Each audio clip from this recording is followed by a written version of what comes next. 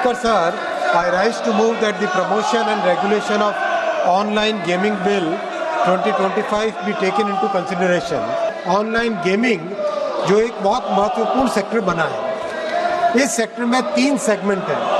प्रथम सेगमेंट है e sports का सेगमेंट, जिसमें स्ट्रैटेजिक थिंकिंग बढ़ती है, टीम में कोऑर्डिनेशन करना सीखता है व्यक्ति, कल्चरल एक्सचेंज करना सीखता है और दुनिया में एक बहुत नए तरीके से ई स्पोर्ट्स का बढ़ावा हो रहा है। दूसरा सेगमेंट है ऑनलाइन सोशल गेम्स।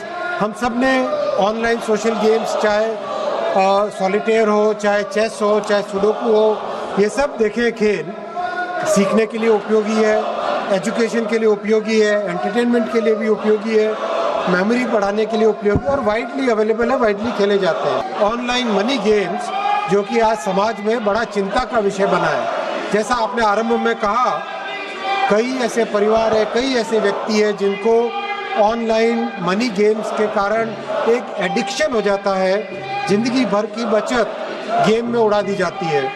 फ्रॉड और चीटिंग एल्गोरिदम्स ऐसे होते हैं कि पता नहीं चलता कि कौन किसके साथ खेल रहा है और एल्गोरिदम्स ओपेक एल्गोरिदम्स होते हैं, हार निश्चय हो जाती है। फाइनेंशियल लॉसेस, माननीय अध्यक्ष जी, कई परिवार नष्ट हुए, एक्सट्रीम केसेस हुए, सुसाइड भी हुई। अभी हाल ही में कर्नाटक की एक रिपोर्ट है टाइम्स ऑफ इंडिया की, 32 सुसाइड 31 महीनों में, ये टाइम्स ऑफ इंडिया में 20 तारीख को छपा है। और उनके गृह मंत्री जी ने भी मतलब एक ऐसे करीब इस्टेब्लिश हो गया है कि ऑनलाइन गेमिंग के कारण, मनी गेमिंग के कारण सीरियस इम्पैक्ट आ रहा है फैमिलीज पे, मनी लॉन्ड्रिंग हो रही है, टेरर सपोर्ट हो रहा है। अध्यक्ष जी, वर्ल्ड हेल्थ ऑर्गेनाइजेशन ने अपनी रिपोर्ट में स्पष्ट कहा है कि association between online money games and compulsive behaviour, psychological distress, financial hardship, disruption of family life, उन्होंने इसको ऑनलाइन गेमिंग का डिसऑर्डर एक नया घोषित किया है। माननीय अध्यक्ष जी, इसीलिए इस बिल में 2 भाग हैं।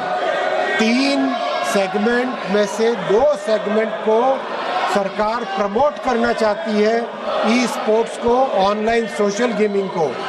उसके लिए अथॉरिटी बनाएंगे, गेम मेकर्स को सहायता देंगे, स्कीम करेंगे। लेकिन माननीय अध्यक्ष जी, जब समाज के बारे में, मध्यम वर्गीय परिवारों के बारे में और इंडस्ट्री के एक सेगमेंट के बारे में, जब समाज के बारे में और सरकार के रेवेन्यू के बारे में चिंता करनी होती है, इन दोनों के बीच में माननीय प्रधानमंत्री श्री नरेंद्र मोदी जी ने हमेशा मध्यम वर्ग के परिवार को ही चुना है, हमेशा समाज के बेनिफिट को ही चुना है, कभी इसमें कॉम्प्रोमाइज नहीं किया है और इस बिल में भी प्राथमिकता दी गई है। If you like the video, do like, comment, share and subscribe.